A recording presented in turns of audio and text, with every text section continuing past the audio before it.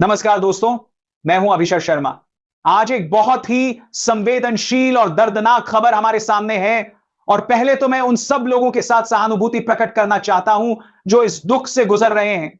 जब कोई बड़ी त्रासदी होती है, जब कोई अपना खो देता है, उस वक्त लोग मरहम की उम्मीद रखते हैं।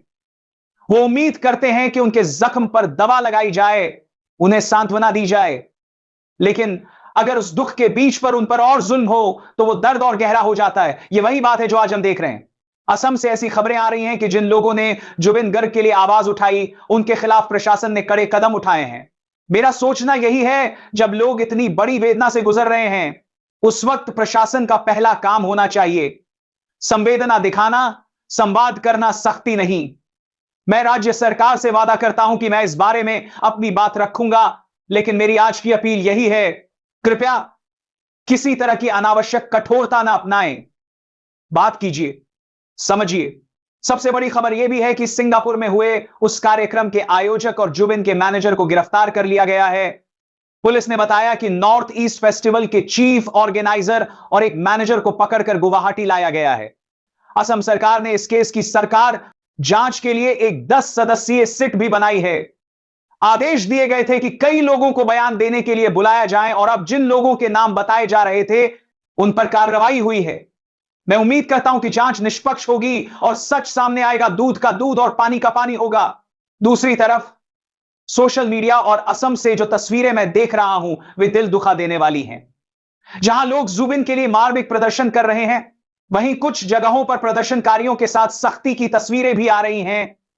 मैं जानता हूं, मैं भी इस मंच पर ज्यादा हिंसा नहीं दिखाता, पर यह मामला अलग है। यह मातम है, यह गहरा दर्द है। इस दर्द को और बढ़ाना किसी भी तरह उचित नहीं है।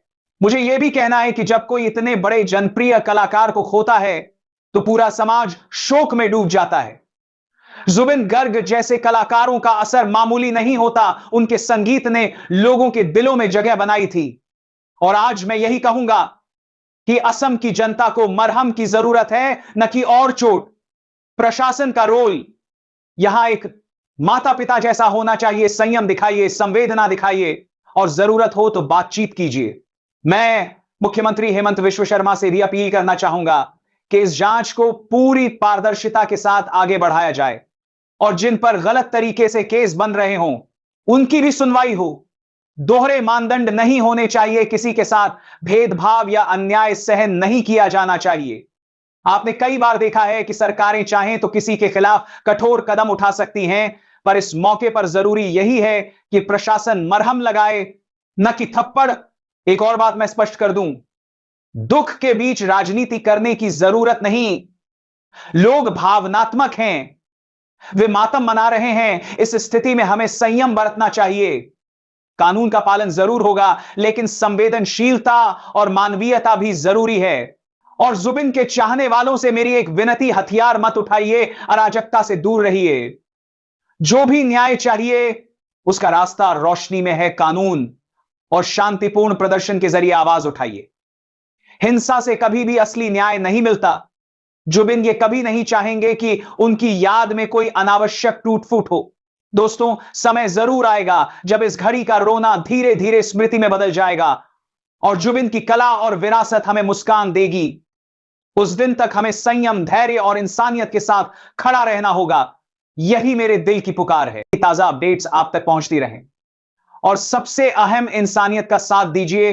अगर आप मेरे साथ खड़े रहना चाहते हैं तो चैनल को सब्सक्राइब कर लीजिए और नोटिफिकेशन ऑन कर दीजिए, ताकि हम सच और संवेदना की बात साथ साथ करते रहें। मुस्कुराहट फिर लौटेगी, समय घाव भर देगा, और जुबिन की विरासत हमें वह सुकून देगी जिसकी हमें सख्त जरूरत है। इसी विश्वास के साथ